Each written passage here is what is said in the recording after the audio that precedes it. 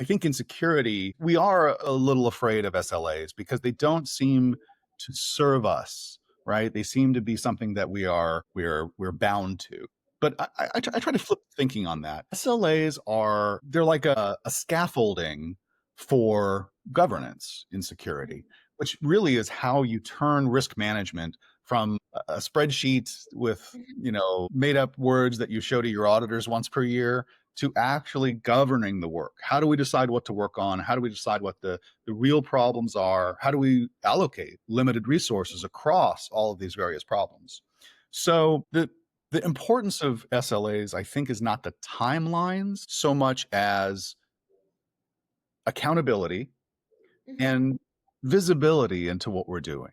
Welcome to Season 4 of The Elephant in AppSec, the podcast to explore, challenge, and boldly face the AppSec elephants in the room. I'm Alexandra, your host, AppSec enthusiast, and growth manager at Escape.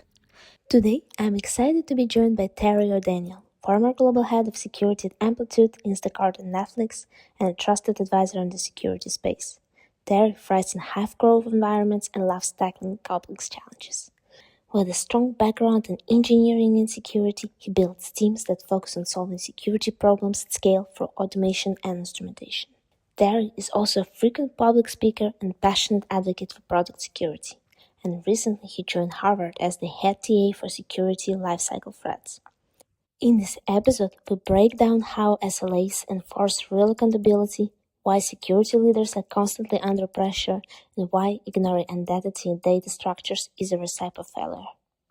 We also discuss how operating under pressure can surprisingly lead to better decision-making and what the future of product security will look like.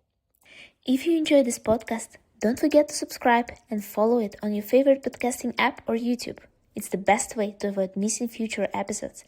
And with that, get ready to hear Terry's opinions. Dive right in. Hi, Terry. I'm super excited to have you on the Elephant and AppSec podcast with me. Thanks a lot for finding the time. Looking forward to learn from you. Like, you worked actually at a lot of companies, that are huge names, especially like in the tech industry. In San Francisco, like Amplitude, we're actually now thinking about becoming the customers since company that we used to work with, they got acquired by them. So we might have to, like, no choice. But I think it should have been, super exciting journey for you because tech is also constantly involved. Like the technologies, they constantly evolve, constantly emerging like every single year.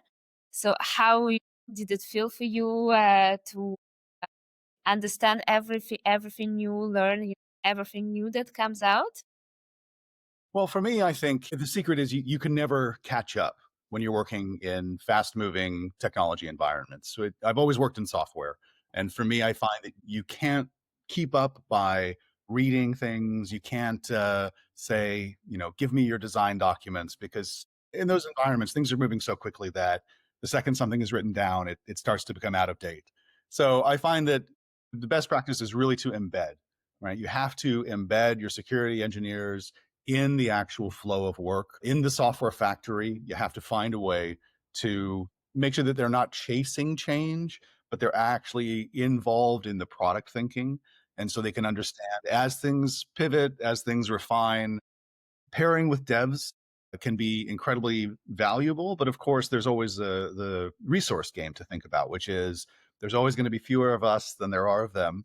So we have to find a way to make sure that we're proving value have a recurring conversation going on. It's tough to sort of absorb a whole bunch of change at once, and it's a lot to ask sometimes to have your developers or the product folks stop what they're doing and catch you up. If you're embedded, I think you have a much higher chance of just keeping up to date by saying, hey, what changed this week? What vulnerabilities are still open? I think establishing that regular cadence not only builds trust, but you build a shared language together. You start to think and talk in the same terms rather than coming at things from a place of opposition or sounding like you don't understand the life that those people in the verticals are really living. And with whom do you usually build that cadence? Do you participate, in the weekly stand-ups that are common in the tech world, or is it just one-on-one, with the engineering leadership? Well, I mean, at my level, I'm usually talking. My peers are going to be the other engineering leaders, so it's a different level of conversation, and that's useful as well because often roadmaps are established at that level, alignment with across the different product families. That's the level at which I'm talking with the engineering leaders. But I think it's also important for my security engineers to be in the trenches with the developers who are writing code on a daily basis, who are dealing with all of the way the world is changing today and the explosion of tools like Cursor. To keep up, you don't need to know every change, but you need to know the major pivot points and you need to know what matters. And I think it's easier when you're embedded to not only read documents, but have a felt sense of, when things are under pressure and when you can apply some of your own pressure and influence to make the subtle differences. You know, it can be as easy as saying, look, I know we have 10 open vulnerabilities, but this is the one I really need you to fix this week. Did you have like a story when you had to operate heavily under pressure and make, super snap decisions? I think it's easier to tell stories when I didn't operate under pressure because Okay. there's fewer of them. But no, I mean, there's obviously something wrong with me because I thrive in environments where there is a lot of pressure, where you have to think on your feet and you have to pull in a lot of data quickly, synthesize it into some sort of intelligence, and then be able to take action on it.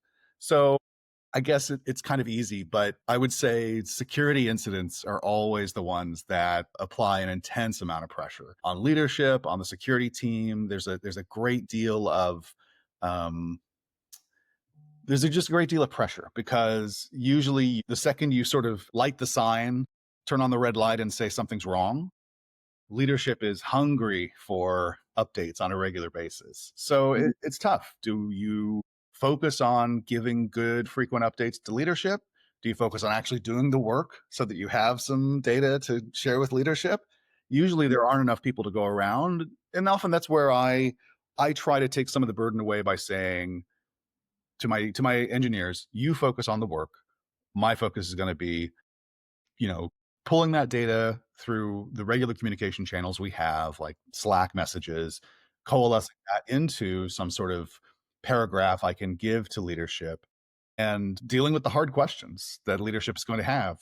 How come you don't know more? How come this isn't going faster? That's when the pressure is tough because and to be fair to leadership, often it's because our customers are going to have those questions too.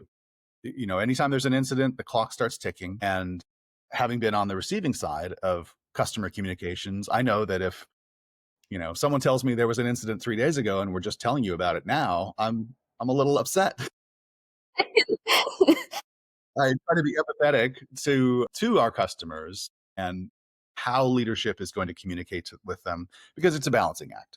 If I communicate too soon and I don't have enough data, I'm just scaring people. I'm saying, "Oh no, something went wrong." What went wrong? Well, I don't know yet. When will it be fixed? I don't know yet. I don't have any of that information. But the balance is, of course, if I wait 3 days and don't tell someone anything, then it's not a good experience. You seem to be very, data driven. How do you avoid, like for me, sometimes I have this problem of having analysis paralysis, like being literally overwhelmed. But it's also because I do have some ADD tendencies. So yeah, it's a little bit like how tough. So how, for example, in security, you get so many different metrics, especially like in information from also different tools and different departments and different product teams. They work very different way. How do you avoid feeling overwhelmed by all the data coming to you and actually being able on weekly basis to communicate and see the clear picture? That's a great question. Honestly, I struggled with it for a long time. I do like to have the full picture before I make an analysis. I like having time to ensure that we've discovered the unknown unknowns, we've turned them into known unknowns, and then we start getting the data, but sometimes we just don't have that luxuries. I did struggle. Most of my career was in infrastructure engineering, operations, things like that. And then when I pivoted to security leadership, I realized that the stakes are so much higher, right? Operational outages tend to be pretty binary. The site's down, get it back up. There's not necessarily, the data sort of coalesces to a single point. That's not the case in security. There's often a lot of factors that have to be involved and a lot of information you have to pull together before you can make a determination, let alone communicate that result to leadership. So I think honestly, I've been very lucky in a lot of the environments where I've led security to have amazing teams. Now, they may not be the most they may not be silver tongued people who I would put in front of the board to communicate broad strategy, but they are tenacious and they have a lot of passion and they want to dive deep into the weeds.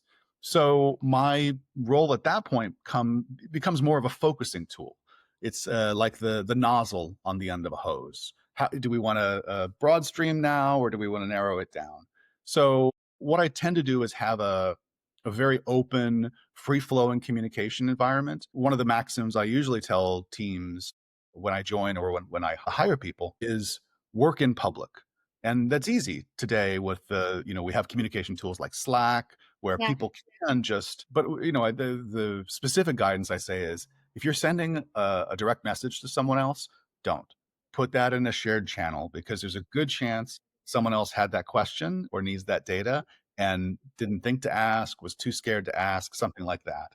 You have to find a balance between giving people the room to do their work, but thinking out loud, working in public, sharing what you tried and failed and what worked and didn't has a tremendous effect. I think a lot of people say we want to get people back in the office because there's a lot of, energy that comes together and people can work quickly.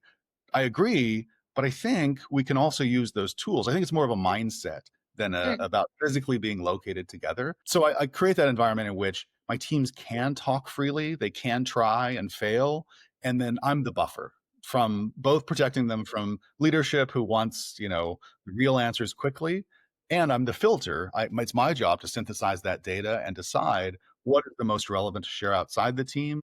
I won't necessarily say we tried 3 things and they all failed, and here's the 4th solution,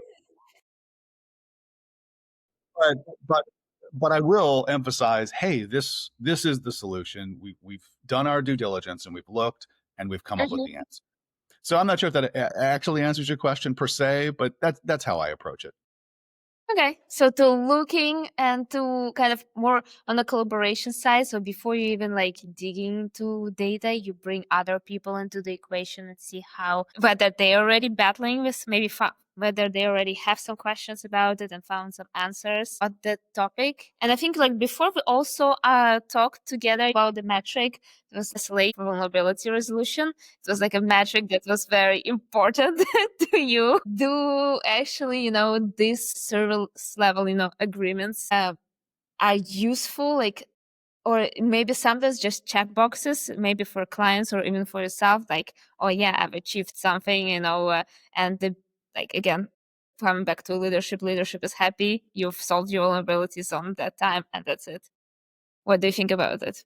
Well, again, I'm used to dealing with SLAs from the infrastructure and operations world. We live and breathe by those. Mm. I think in security, we are a little afraid of SLAs because they don't seem to serve us, right? They seem to be something that we're bound to. But I try to flip thinking on that. SLAs they're like a scaffolding for governance in security, which really is how you turn risk management from a spreadsheet with, made up words that you show to your auditors once per year to actually governing the work. How do we decide what to work on? How do we decide what the real problems are? How do we allocate limited resources across all of these various problems?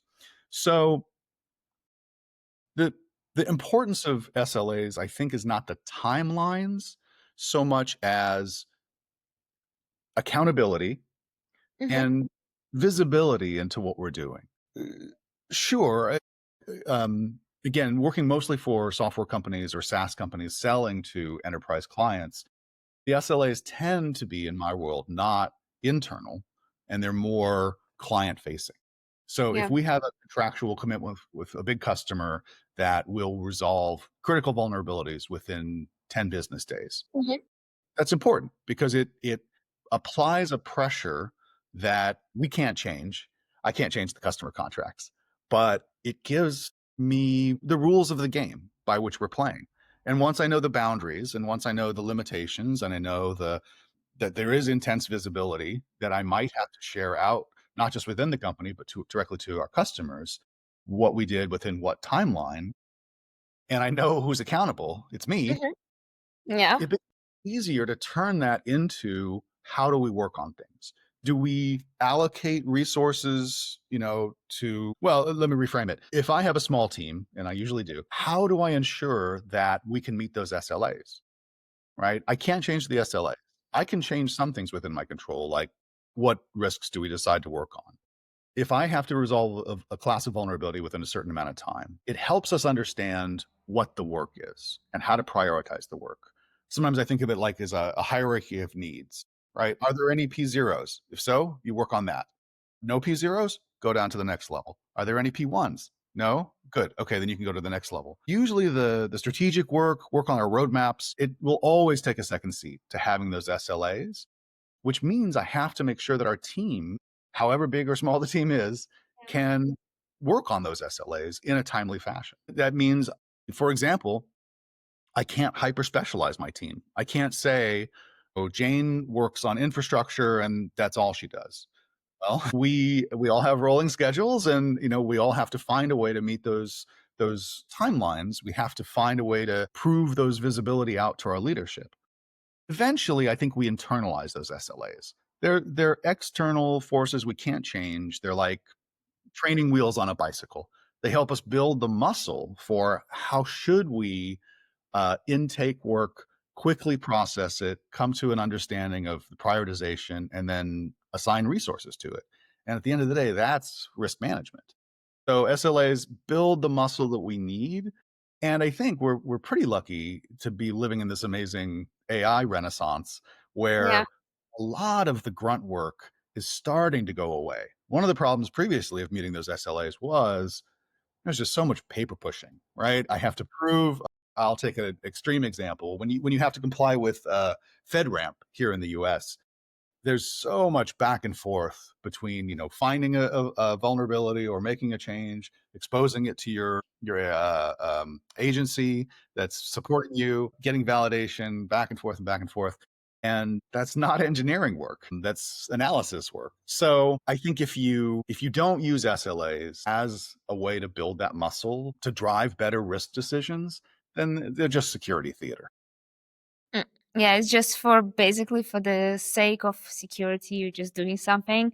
But I guess for you, it's also sometimes SLAs in a certain sense of power to execute something faster when they're external, not only internal. Because if it's external and the customer is asking for 10 days, the engineering can't tell you anymore, we can't do it.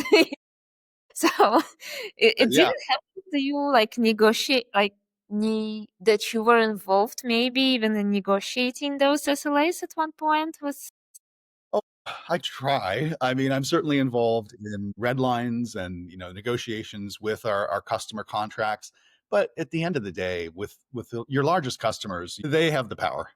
They can really set the tone. I can make realistic and I'm sympathetic because usually they're under heavy regulatory pressure to meet certain obligations, and they pass that down the supply chain to software and SaaS companies like I work for. So usually what I try to do is talk realistically without shooting myself in the foot and losing the deal. But the reality is the more you push that forward, the more you establish that customer trust early on, the less you're stuck in a powerless position, right? If I am the last speed bump before a customer contract gets signed, no one wants to hear about how small my team is, how much work we have. They want to understand why you can't just sign. The more the more excuses I put out there, the less I'm eroding that confidence. So sometimes we have to say yes, we can, and Mm. then we have to figure it out. How can we? And sometimes that turns into internal conversations. And going back to the fact that I am data driven, if I'm not measuring the velocity at which my team can work, the rate at which we can take in work, what our throughput is. I love working with Kanban, which is interrupt tolerance. But if you're not understanding what your pipe is and how much you can absorb, which goes back to understanding what resources do you have available, what rate of work do they have, then you're just guessing. But the more data you have, the more you can go back to leadership and say, we can do 3 projects a week. If you give us 4, it doesn't matter how important the customer is. This is the pipe. This is the reality. It's just numbers. Yeah, then it's much easier to justify whether or not something is working or something won't be able to do. But like if you're on the data-driven side, like some discussions I had, within the past year. So especially I think last year I had a lot of discussions on the fact that should be equal to quality. How would you measure the quality of the software? Like, would you have like a specific metric for that? I mean, honestly, I love that framing because that is that's the major spectrum in high tech or building software: speed and quality. Yeah. And at the end of the day, I have come to accept that my job as a security leader is to add friction. Mm, And if I don't add the friction in the right amounts, in the right places, I'm gonna kill the special magic. And I love working for startups and scale ups that are building software quickly and pivoting quickly and just coming together as a group and doing amazing things.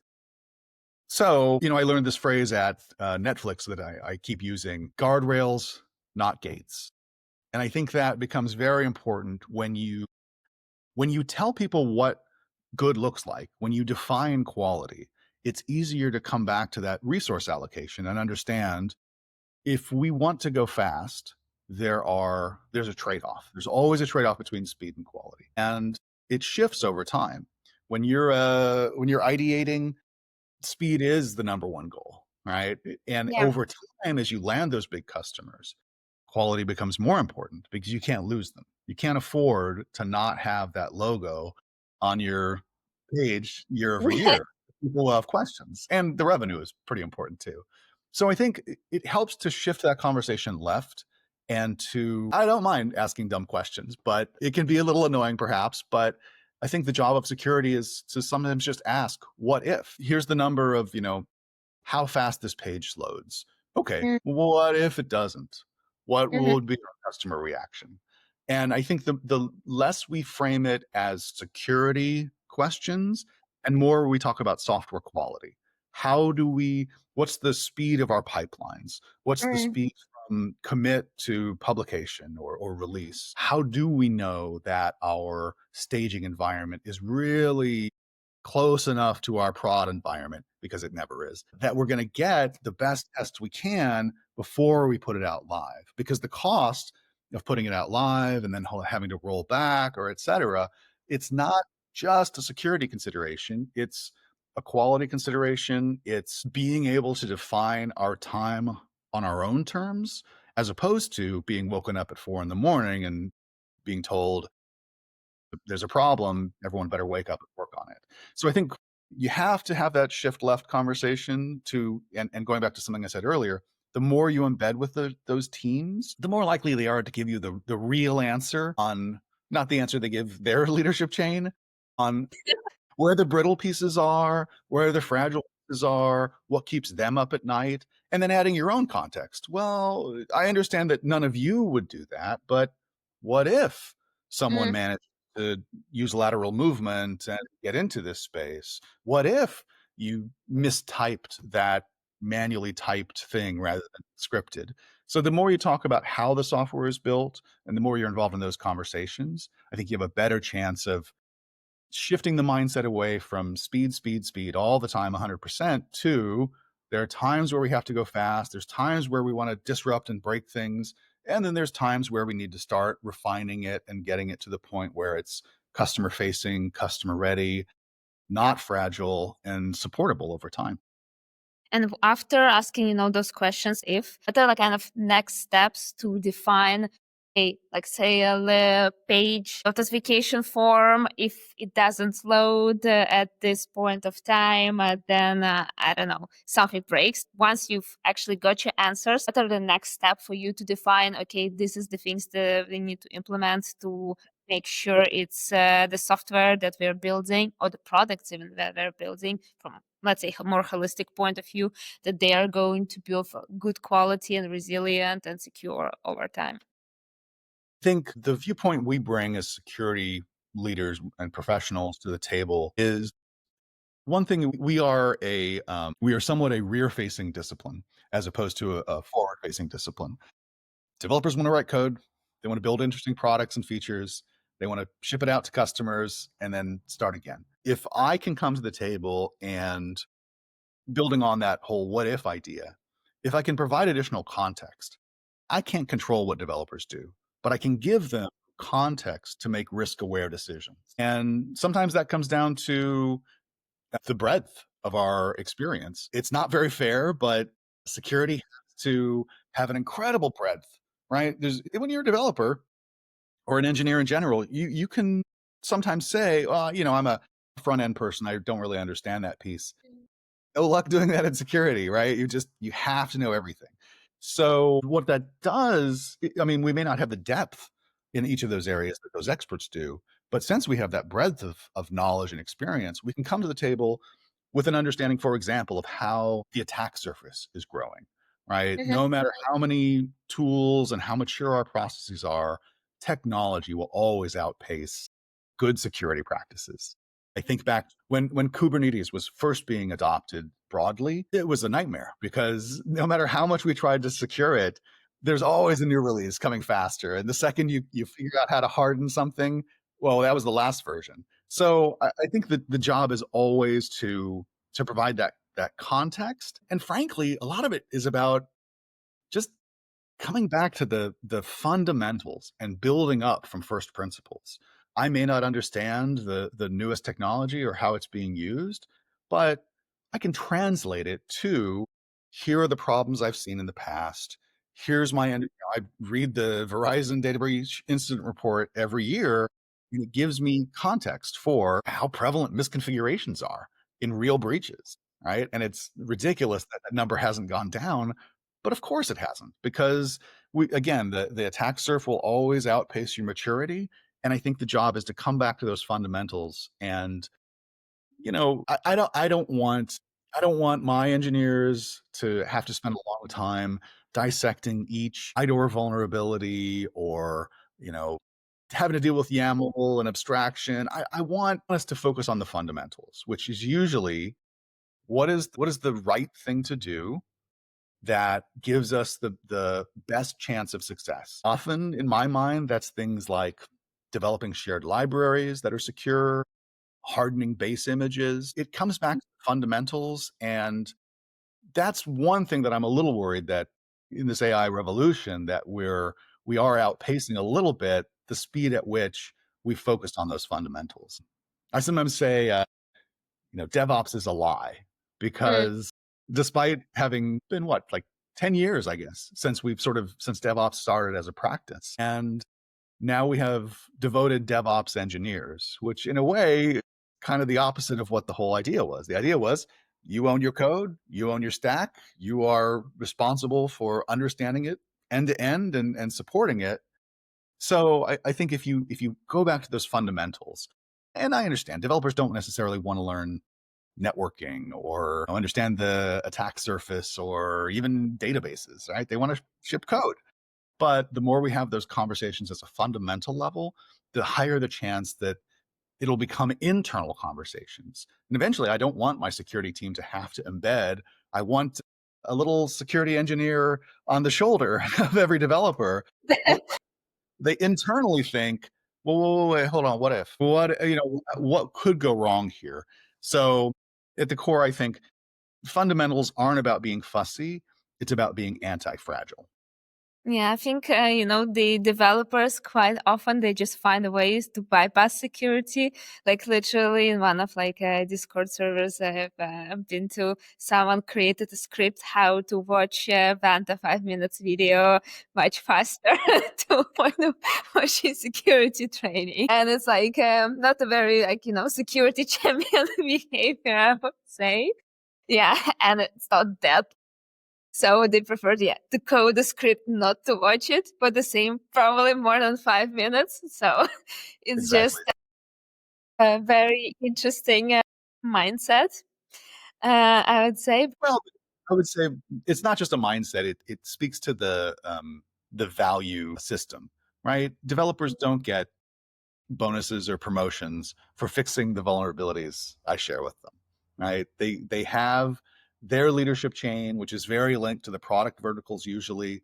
They're under pressure to meet those commitments to customers. My job is to make that easy because I want the business to succeed that I work for. But I have to have that broader view of how do we keep the velocity moving? How do I add that friction in the right places? And frankly, how do I shift that friction left as much as possible? I'm pretty optimistic that not today, maybe not even next year, but we're on the cusp of finding a way to align these things much closer with the AI revolution and with agentic AI especially. Maybe we are almost at that place where every developer has a little security co-pilot that pops up and says, "Hey, hold on a second, think about this before you commit that change."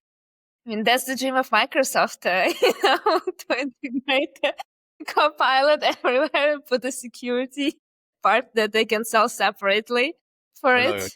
Well, because that's I've been to some talks where that's what they do at this moment. But yeah, I think the conversations about fundamentals that, especially with the rise of AI, is something that I hear more and more in the security, and quite often it's honestly people who were like product security leaders, application security leaders that bring those up, much less someone on the CISO level and someone on very, engineering level. So like for me, it's been very interesting trend to observe. Like, why do you think it's happening specifically, on those like people who've been leaders in like product security that they think about this?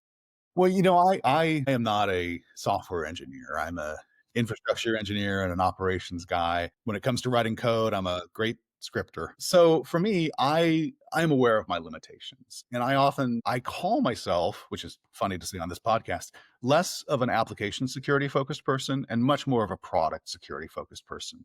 When I think of AppSec, I think of former SWEs who have moved over to the dark side of security, and they can have those deep fundamental data structure type conversations with other software engineers.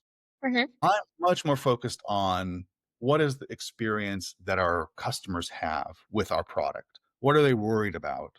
What assurances do they need? What guardrails do they need so that they can have a high sense of trust that we're protecting their data, we're protecting their end users' data, things like that.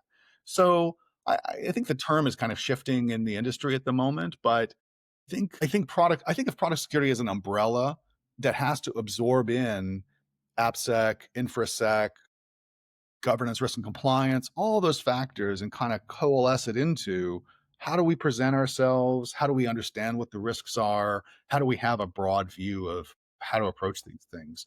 And I think that the the chance we have at the moment is to build a better sense of accountability. Going back to what I said about DevOps being a lie, the more we can provide the context, the more we can provide the guardrails without saying you can't do anything else, but give people the understanding of what the risks are, what the work involved is. Hey, if you want to build your own brand new authentication or authorization mechanisms, okay, I'm not going to stop you. I can't stop you, but I can give you the context, right? If you don't use these shared libraries, if you don't use these pipelines that are secure, if you don't use these hardened base images, fine, but you're signing up for a lot of work. If that's necessary for our product strategy, let's do it. And I'm there with you. But is it really where you want to spend your time? Or do you want to spend your time shipping amazing code? Yeah, it's very like a lot of conversations that you have to have. Where should be the trade-off about different things? So that depending on the personality, also what makes them excited, and depending on the background as well, it's a lot of differences between this. And I think One last question that I actually had about like I saw like in your profile, you're a very unique position. You advise a lot of early stage startups. Like how on your side, especially like as a practitioner, how do you, for example, sometimes need to, I guess, balance solutions that people come to you with, like, oh yeah, it's a new technology, super exciting. And again, I want to build new product within my startup and another product, another, and we have to become a platform because XYZ also, or they just shipped, new AI powered AST slash something. Like, how do you, for example, do you usually advise to constrain them and focus on what matters, maybe, and what's actually useful for other practitioners as well? Honestly, I have the luxury because I advise early stage startups. I don't care what your solution is so much as do you understand the problem space? And often one of the first things I ask founders is, why did you pick this space? Right. And I don't care what it is, if it's risk quantification, you're building a next gen WAF, whatever. I say, why this space? There's a lot of problems in security right now, and there always have been. Why did you pick this one? Are you just, did you go to the Gartner chart and look at the top right and say, oh, this is the hot space, I'm going to build something there? Well, I'm probably not the right person to advise you. But as I listen to founders talk about the problem space, why they picked that space, I can hear the passion and I can hear that they understand the risks, right? Today's risks, not theoretical risks in the future. You think when you're going to pivot many times as an early stage founder, you can't future proof an early stage startup, right? No matter how much your investors want to hear that, it's a lie. What you have to do is be able to find the core problem, resonate with the people that you're building the tool for and you're selling it to. And I think a lot of that comes down to being able to talk about the problem space. You might have an amazing background and amazing pedigree, and I certainly, have been able to use the fact that I've worked for some amazing companies for people to take a minute and listen to me. But you have to build that empathy and that rapport to say, I understand your pain and I'm here on a journey with you. I have some ideas on how we're going to approach it, but I need a partnership with you, my customers, my design partners, et cetera, so that we can provide value today, but also as things evolve. And 2 years ago, no one was worried about agentic AI risks. As Yeah. the world shifts, as technology shifts, I'm going to be on that journey with you, and I am providing value every moment. I think it's different if you buy software once, it's a single time cost. It's amortized over time, and whether or not you're getting value every day, I'm not sure I care so much. But if you're selling me a SaaS product, if you're selling me a subscription product, a service, something like that, you have to provide value every single day. And I think the way to do that is not to so much focus on I've got the newest, latest tech, or I've got this amazing idea, as much as I understand the problems that practitioners in our space are dealing with. And because I understand that problem space, I can go with you on that journey and we can build this platform together, build this solution together that's going to pivot over time and it's going to adapt and evolve. Now, it doesn't mean you should just be led around by the nose by your Yeah. customer and build whatever your latest customer wants. I've worked at some companies where you can sometimes I think of security leaders when they join a company have to be archaeologists and they have to kind of unpack like what happened here? Why was this decision made? And some of those decisions, unfortunately, because of market pressure, you build something, you may have one idea and then you land a big customer and their customer says, oh, can you do this for us? Well, everyone likes money. So often, yes, you'll do that thing. But is that really why you started this? I think there's a balance between being adaptable and going on that journey with your customers, but you need to have a fundamental understanding of what the core problem is. And this is probably not a very good business strategy, but I like to think that the more security is integrated into that problem space, the more you're working yourself out of a job. You should be able over time to do less work in each area. And, I've pivoted heavily from being a builder to being a buyer because no one wants to maintain these things, right? We may want to we may build an amazing solution in house, but my team just doesn't have we don't have a large enough team and Yes. so many new things coming up. So if I have a partner that I'm working with in a vendor, I'm so happy because I know that I can just sort of show up and say, "Hey, things are changing. Here's how we're thinking about the risks now." And they're off and running. That's their full-time job to think about that and turn that into solutions, which is great. Yeah, so you externalize the building part, and like creating quite often like design partnership with these tool vendors that can build it for you, but indeed finding the good balance, between the customer demands. It's very tough. I know that, but it is very, very, and because it's the customers and the investors, and also what you want and what you experience, like and then kind of really thinking strategically and rationally. It's super hard. And I also have like one question in this season that I ask each guest: what is your least favorite security buzzword and why? Gosh, this is an easy one, I guess, but zero trust. Come on, we're kidding ourselves. We've said zero trust is important for, I don't know, like 5 or 7 years, and what has actually happened? Well, I think the chickens are coming home to roost, as they say. Mhm. We're on this world where agentic AI is becoming very prevalent, and I like to think of AI agents as children with superpowers, right? We turn them loose and we say, "Hey, go get that thing for us. Go do that thing." Developers are a product of their environment. Engineers, when they onboard at a new place, someone mentors them and they read the 0-day docs and the first week docs, and they start to build patterns for how you do things. I don't want to say that engineers are lazy, although I do think that good engineers are lazy. They'll For a find the good reason, because they find the solution. a lot of work to do. You shouldn't. I mean, hey, one of the reasons I got into engineering in the first place was I remember I had to type a command and then I had to type the same command again, and I was like, why can't I just automate this? Mhm. So I think it's a good thing that developers follow patterns, and I think as security professionals we can leverage that and we can take advantage of it. But with agentic AI, it will uncover all the standing admin permissions that you shouldn't leave out there in your environment. I think there's a lot of startups have a perimeter-based security mindset, right? If you're outside, you're bad. If you're inside, you're one of the good guys, and we're going to give you admin access to everything. Well, that's fine when you have developers who are just taking the established patterns, and they've left a trail, and the people before them have left a trail in the grass, and they're just going to follow that. Agentic AI has no such qualms about following existing patterns. It will just go, the way water flows downhill. It will just find the easiest path to get something. It will pull in live customer data that you didn't realize you had an open port to.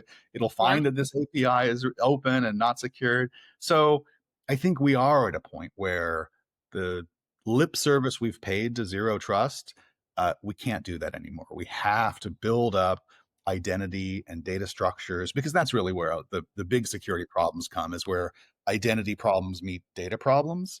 Mhm. And the solution there is zero trust, right? You have to find ways to build up from attributes, from context, from something, Yes.